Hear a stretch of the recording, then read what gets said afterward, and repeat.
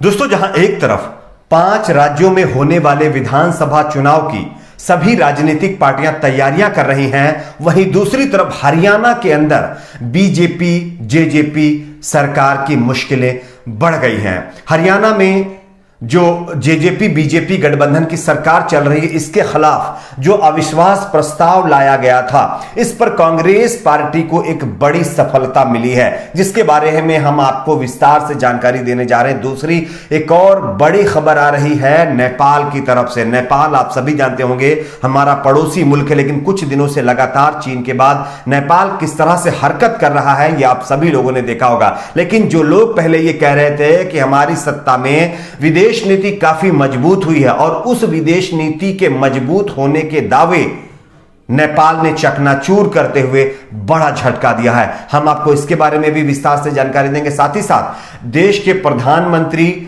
नरेंद्र मोदी को लेकर के एक बड़ी अपडेट है। बिहार से एक बड़ी खबर आ रही है, बिहार के अंदर भी बीजेपी और जेडीयू के बीच टकराव बढ़ गया है, इसकी भी जानकारी देंगे। लेकिन उससे पहले आपसे एक छोटी सी रिक्वेस्ट करेंगे दोस्तों, अगर आपको भी लगता है कि आज जिस तरह से हमारे देश में गरीब किसान परेशान है, सरकार को इस पर सही से काम करने की जरूरत है, अगर आप भी ऐसी राय रखते हैं तो वीडियो को लाइक करके चैनल को सब्सक्राइब जरूर कर लीजिए। सबसे पहले तो आप इस खबर को देखिए, ये हरियाणा से खबर आ रही है। दरअसल हरियाणा की गठबंधन सरकार के खिलाफ, यानी कि बीजेपी और जेजेपी सरकार के खिलाफ कांग्रेस पार्टी का जो अविश्वास प्रस्ताव लाया गया था वो मंजूर कर लिया गया है। यह एक बड़ी कामयाबी कांग्रेस पार्टी के लिए। विधानसभा में इस पर 10 मार्च को बताया जा रहा है कि चर्चा होगी, और उसके बाद फ्लोर टेस्ट के जैसा मतदान होगा।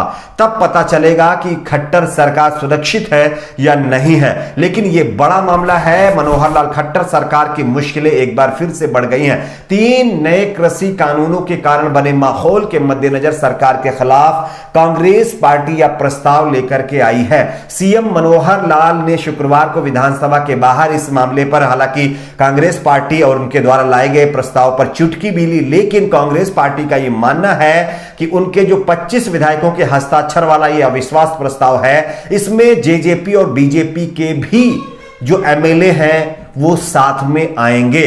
और सरकार जिस तरह से काम कर रही है, जिस तरह से किसानों के ऊपर यानी कि ये कानून थोप रही है, इसके खिलाफ वो बड़ा कदम उठा करके जेजेपी बीजेपी की सरकार को धराशायी करेंगे। अब देखना यह है कि प्रस्ताव के बाद जो वोटिंग होगी उसमें किसके पक्ष में कितनी वोट पड़ती है। लेकिन उससे पहले एक बार फिर से सियासी घमासान हरियाणा के अंदर जरूर शुरू हो गया है। बात करते हैं दूसरी बड़ी खबर की, विदेश नीति। बड़ी बड़ी बातें होती हैं कि हमने विदेश नीति को बहुत मजबूत कर दिया है, विदेशों में भारत का डंका मतलब बज रहा है। लेकिन डंका बजने के साथ साथ अगर उसका इफेक्ट भी दिखे तब तो बेहतर है, लेकिन जब इफेक्ट नहीं दिखता तब ये सब बातें हवा हवाई सी दिखती हैं। आप इस खबर को देखिए, नेपाल एक छोटा सा मुल्क है। कुछ दिन पहले ही हमारे देश की सरकार ने नेपाल को करोड़ों रुपए की मदद दी, कुछ बसें वगैरह गिफ्ट की, लेकिन उसके बावजूद भी नेपाल अपनी हरकत से बाज नहीं आ रहा है। आप इस खबर को पढ़ेंगे तो शायद आपको भी गुस्सा आ जाएगा।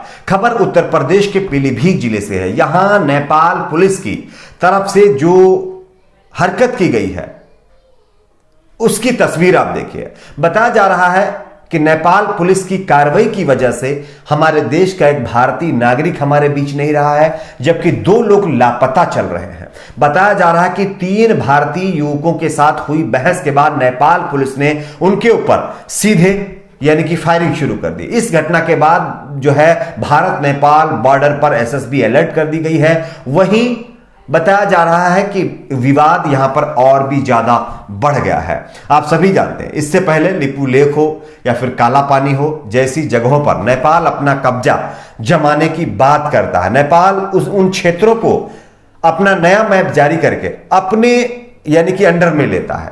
उसके बावजूद भी अभी भी हमारे देश की सरकार है कि नेपाल की मदद करती जा रही है। आप सोचिए, जो देश हमारे लिए थोड़ा भी नरमी ना अख्तियार करे, उसके लिए इस तरह के गिफ्ट देने से क्या फायदा है। ये एक और नया मामला आया है। बताओ, एक शख्स नहीं रहा हमारे बीच और 2 लोग लापता चल रहे हैं नेपाल पुलिस की कार्रवाई की वजह से। खैर, आपकी अपनी इस पर क्या राय है, नीचे आप कमेंट बॉक्स में अपनी राय को जरूर शेयर करिए। बात करते हैं अगली एक और बड़ी खबर की। आप सभी जानते होंगे बिहार के अंदर बीजेपी और जेडीयू की सरकार चल रही है, लेकिन सरकार के अंदर जो कुछ भी चल रहा है वो ठीक नहीं चल रहा है। आप इस खबर को देखेंगे तो आप भी शायद आश्चर्यचकित रह जाएंगे। दरअसल ये जो खबर है ये बीजेपी जेजेपी के बीच फिर से एक बार टकराव की है, बीजेपी जेडीयू के बीच। दरअसल बिहार में कानून व्यवस्था किस तरह से हो गई है ये आप सभी जानते हैं। बिहार में दिन दहाड़े उत्तर प्रदेश के जैसे हालात बने पड़े हैं, लेकिन इस बीच जेडीयू और बीजेपी के नेता आपस में अपने अपने नेताओं के यानी कि एक तरह से कानून व्यवस्था लागू करने की मांग कर रहे हैं। बिहार में कानून व्यवस्था व अपराध नियंत्रण की स्थिति को लेकर के सत्ताधारी राष्ट्रीय जनतांत्रिक गठबंधन यानी कि जेडीयू और बीजेपी आमने सामने आ गए हैं। बीजेपी विधायक ने राज्य में अपराध नियंत्रण के लिए उत्तर प्रदेश के योगी आदित्यनाथ मॉडल लागू करने पर बल दिया, जबकि जेडीयू मंत्री व विधायक ने कहा है कि बिहार में योगी आदित्यनाथ मॉडल हरगिज नहीं चलेगा, यहां पर सिर्फ और सिर्फ नीतीश कुमार मॉडल चलेगा।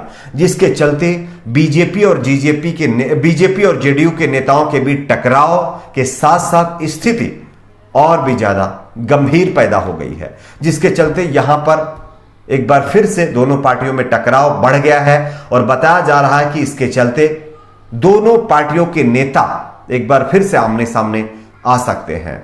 बात करते हैं एक और बड़ी खबर की। आप सभी जानते होंगे देश के प्रधानमंत्री नरेंद्र मोदी जी को 5 राज्यों में होने वाले विधानसभा चुनाव में बीजेपी अपना सबसे बड़ा चेहरा बना करके उसका एडवर्टाइजमेंट कर रही है और बड़े बड़े होर्डिंग्स लगा रही है। इससे पहले टीएमसी की शिकायत पर चुनाव आयोग ने यह कार्रवाई की थी कि देश के प्रधानमंत्री की तस्वीर पेट्रोल पंप हो या फिर कोई सार्वजनिक स्थल हो, वहां पर उनकी स्कीम के साथ फोटो नहीं लगाए जाएंगे, क्योंकि कोई भी केंद्रीय स्कीम का इस्तेमाल आप राज्य के अंदर नहीं कर सकते।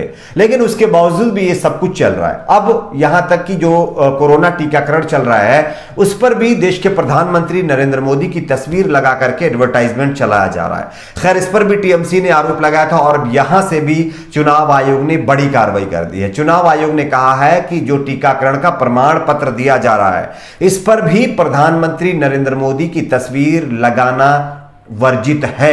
अब उन्होंने यह ऐलान कर दिया, जिसके बाद उन्होंने स्वास्थ्य मंत्रालय को भी आदेश दे दिया है कि वो कोई और दूसरा विकल्प ढूंढे, क्योंकि यह आचार संहिता का उल्लंघन है और ये चुनाव आयोग की तरफ से आदेश जारी कर दिया गया है। खैर, इसकी शायद मीडिया में चर्चा ना हो, मीडिया में चर्चा होगी भी नहीं, क्योंकि मीडिया आप सभी जानते होंगे क्या कुछ हो रहा है, किस तरह से न्यूज़ चैनल्स में न्यूज़ दिखाई जा रही हैं, क्या चीज़ें चलाई जा रही हैं, किस तरह से चलाई जा रही हैं। आपकी अपनी इस पर क्या राय है, नीचे कमेंट बॉक्स में अपनी राय को जरूर शेयर करिए। वीडियो को लाइक शेयर, चैनल को सब्सक्राइब भी जरूर।